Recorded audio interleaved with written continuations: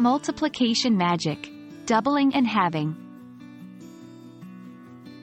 Hello everyone. In today's lesson, we're going to unravel the mysteries of multiplication. But wait, we're not just talking about ordinary multiplication. We'll discover the magic of multiplication through the strategy of doubling and halving. You'll soon realize that multiplication isn't so scary after all. Let's start by discussing what doubling means. When we double a number, we are simply multiplying that number by 2.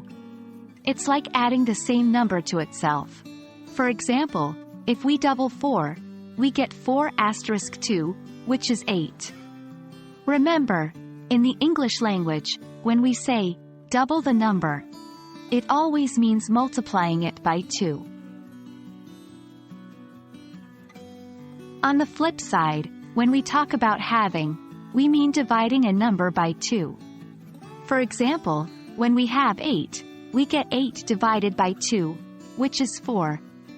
Just like doubling, when we say, halve the number, in English, it's always about dividing it by 2. Now, let's get to the really interesting part, the connection between doubling and halving. When we are multiplying two numbers, we can make the calculation easier by doubling one number and halving the other. This might seem strange at first, but once you get the hang of it, it can be a very efficient strategy. Let's see an example. If we want to multiply 14 by 4, we can double 14 to get 28 and halve 4 to get 2. Now, multiplying 28 by 2 is the same as multiplying 14 by 4, but it's much easier to calculate. Now, it's your turn. Try to use the doubling and halving strategy with different numbers. You'll soon find out that multiplication isn't as daunting as it first seemed.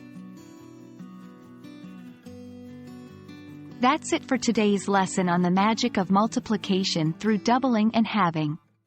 Remember, learning a language is not just about words and sentences, but also about the numerical language we use every day. Keep practicing and soon you'll be able to multiply numbers with ease.